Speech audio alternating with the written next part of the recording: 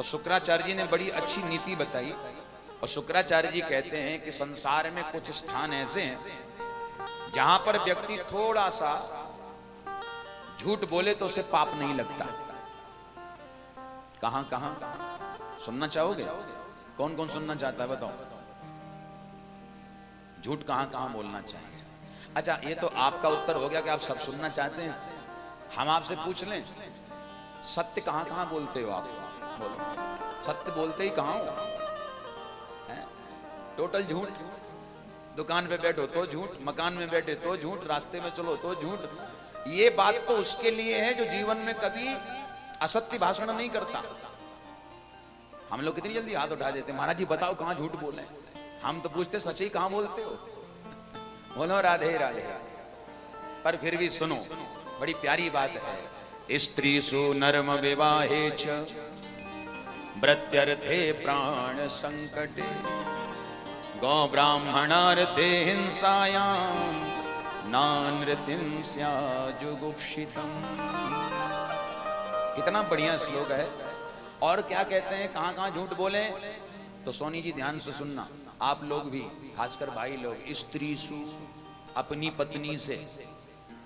हम माताएं सोचेंगी महाराज जी अच्छी कथा में आए, वैसे भी तो झूठ ही बोलते हैं, हमसे कभी सच बोलते ही नहीं है, और आप और सिखा दो। पर क्या करें, अब शास्त्रों की बात तो कहनी पड़ेगी ना। स्त्री सु, कभी कभी अपनी पत्नी से झूठ बोलने, थोड़ा सा झूठ बोलें। कहां बोलें? बोले कभी कभी अपनी पत्नी से राज की बात छुपाने में यदि झूठ बोलना पड़े तो पाप नहीं माना जाता। जैसे आप कोई राज की बात जानते हैं और आपको पता है कि ये बात हमारे अलावा कहीं दूसरे को पता लग गई तो गजब हो जाएगा। अब पत्नी का स्वभाव क्या है, ऐसे पता लग गया कि हमारे इनको भला नहीं बात मालूम, फिर आप देखो कमाल। प्यास नहीं होगी तो भी पानी को गिलास सामने लेके खड़ी है, लो पानी पी लो। आप थक गए हो, पानी पी लो थोड़ा सा। भूख नहीं होगी तो पकोड़े तल के लाएगी, बारिश हो रही, बढ़िया मौसम हो गया, चटनी बना के पकोड़े खाओ, चाय पियो, थोड़ा सा खाओ। और जब जब आएगी आपके सामने एक ही बात कहेगी, मालूम क्या कहेगी? एक ही बात, आप प्रेम नहीं करते। अब आप बिल्कुल प्रेम करते ही नहीं। आप कहो क्यों? अरे नहीं नहीं ऐसा नहीं, ऐसा ही तो, अगर ऐसा नहीं होता तो वो बात हमें बताते नहीं आप। और जहां आपसे प्यार भरी मीठी मीठी दो चार बातें करी तो आपका हृदय पिघल गया, वो आपने राज की बात बता दी तो बहुत बड़ी भूल हो गई।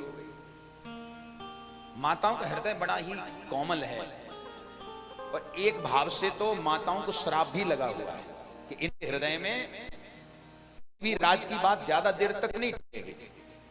महाभारत की कथा है, जब सारे कौरव मारे गए तो श्री युधिष्ठिर जी महाराज पिंड दान कर रहे थे अपने परिवारी जनों के लिए कि उनकी मुक्ति हो जाए। पिंड दान कर रहे थे, उसी समय कुंती मां आई और कुंती मां ने कहा कि बेटा तुम सबके लिए पिंड दान कर रहे हो, एक पिंड कर्ण के नाम से भी दान कर देना। युधिष्ठिर जी हाथ जोड़ के बोले कि मां, कर्ण हमारे परिवार का नहीं, वंश का नहीं, हमारा क्या लेना देना उससे। आंखों में आंसू भर के मां कुंती कहती हैं कि बेटा कर्ण तुम्हारा सगा भाई था। कुमार अवस्था में भगवान सूर्य के मंत्र का जब परीक्षण मैंने किया तो सूर्यदेव की कृपा से मुझे कर्ण की प्राप्ति हुई, लेकिन लोक लाज का भय, समाज का भय, जिसके कारण मैंने कर्ण को गंगा में प्रवाहित कर दिया, लेकिन तुम्हारा अपना भाई था। युधिष्ठिर जी रोने लगे। युधिष्ठिर जी कहते हैं कि मां, तभी मैं सोचूं कि जब जब युद्ध भूमि में जाता था कर्ण मेरे सामने खड़ा हो तो मेरा मन करता था कि मैं उसे प्रणाम कर लूं, मेरा आकर्षण उसके प्रति होता था। पर मां, इतनी बड़ी राज की बात आपने आज तक छुपा के रखी, और उस राज के कारण, उस बात छुपाने के कारण इतना बड़ा अनर्थ हो गया। आज के बाद दुनिया में ऐसा अनर्थ किसी के साथ न हो, इसलिए मैं स्त्री जाति को श्राप देता हूं कि ज्यादा दिन तक इनके हृदय में कोई भी राज की बात रुक नहीं सकेगी, टिक नहीं सकेगी। प्रेम से कहो राधे राधे। और दूसरा भाव ये भी है, संत कहते हैं कि माताएं हृदय से बड़ा कोमल होती हैं, इनके कान बड़े कच्चे होते हैं। 2 मिनट कोई गुनगुना दे थोड़ा सा कुछ भी, महाभारत चालू, प्रेम से गौरा दे रहा, थोड़ी देर के लिए, बाकी फिर नॉर्मल हो जाती है। तो माताएं तो माताएं। एक बार एक कोई माता जी जा रही थी, खेत की ओर गई तो गन्ने का खेत था, और गन्ने के खेत से निकल रही थी तो क्या नजर पड़ी कि गांव के प्रधान का लड़का वहां से गन्ना चोरी करके निकला। और माता जी ने देख लिया, क्यों रे चोरी करता? गन्ना तो आने नीचे पटके हाथ जोड़ के बोला, माता जी आपको हमारी सौगंध, गांव में काउते मत कही, आपने अगर गांव में कह दी तो हमारी नाक कट जाएगी, बेइज्जती हो जाएगी। माता जी बोली नहीं कहूंगी। अब माता जी लौटी घर तो रास्ते में इनकी दूसरी सहेली मिल गई। और भैया 2 सहेलियां मिल जाएं तो सत्संग ऑटोमेटिक स्टार्ट हो जाता है। बोलो राधे राधे। सहेली मिल गई तो बातचीत होने लगी। बहन तू बड़ी उदास, क्या बात? अरे क्या बताएं बहन, बड़ा बुरा जमाना आ गया, लोग गलत काम करते हैं लेकिन सोचते नहीं है कि परिणाम क्या होगा, सोचते ही नहीं है। हुआ क्या? अरे अपने गांव के प्रधान का लड़का किसी के गन्ने के खेत से गन्ना चुरा के निकला, और उसने मुझसे कहा कि गांव में किसी से मत कहना। और बहन तू मेरा स्वभाव तो जानती है, मैं गांव में किसी से क्यों कहूंगी। बोलो राधे राधे।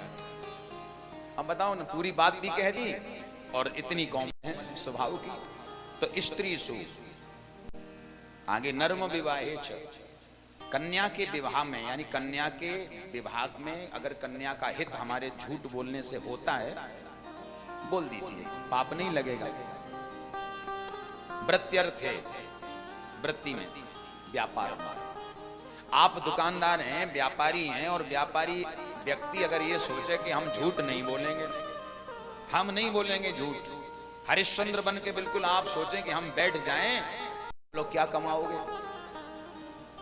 इसलिए घर गृहस्थी चलाने के लिए, सबकी सेवा करने के लिए तो थोड़ा सा झूठ का आश्रय लेना पड़ता है व्यापार में। तो व्यापार में बोला हुआ थोड़ा सा झूठ पाप नहीं माना जाता। प्राण संकटे, किसी के प्राण संकट में हैं और आपके झूठ बोलने से उसके प्राण बच रहे हैं तो बोल दो, पाप नहीं लगेगा।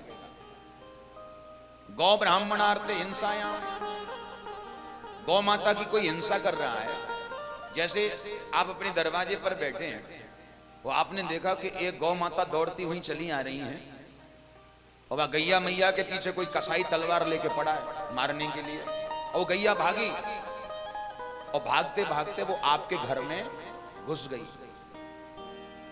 आपने देख लिया कि गैया अंदर गई, कसाई ने नहीं देख पाया। अब वो वहां से निकला तो आप दिख गए। भैया यहां से गैया को देखा जाते हुए। अब उस जगह आप अगर ये विचार करने लगो कि झूठ बोलना पाप है, हमें तो झूठ नहीं बोलना चाहिए, वो आपने कहीं कह दिया कि गैया अंदर है, तो गौ हत्या हो जाएगी। इसलिए गौ हत्या रोकने के लिए, गौ माता की रक्षा के लिए अगर झूठ बोलना पड़े तो मैं कहता हूं 1 नहीं 100 झूठ बोलो, गैया मैया जीवन में कृपा कर देंगी। बोलो गौ माता की।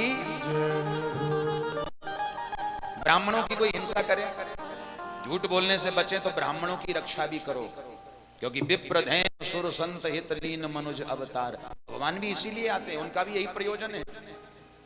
तो ब्राह्मण का और गौ का रक्षा संकल्प जीवन में कि ब्राह्मणों के प्रति भी भाव रखें। नारायण। आगे अगर किसी का धन कोई लूट रहा है, धन हरण कर रहा है, और आपके झूठ बोलने से उसका धन बच जाए तो आप झूठ बोल दो, आपको पाप नहीं लगेगा। इतनी बातें बताई। बेटा तेरा धन लुटने वाला है, तू मना कर दे, मैंने संकल्प नहीं लिया। हाथ जोड़ के कहा, गुरुजी अब कुछ भी हो जाए झूठ नहीं बोलना।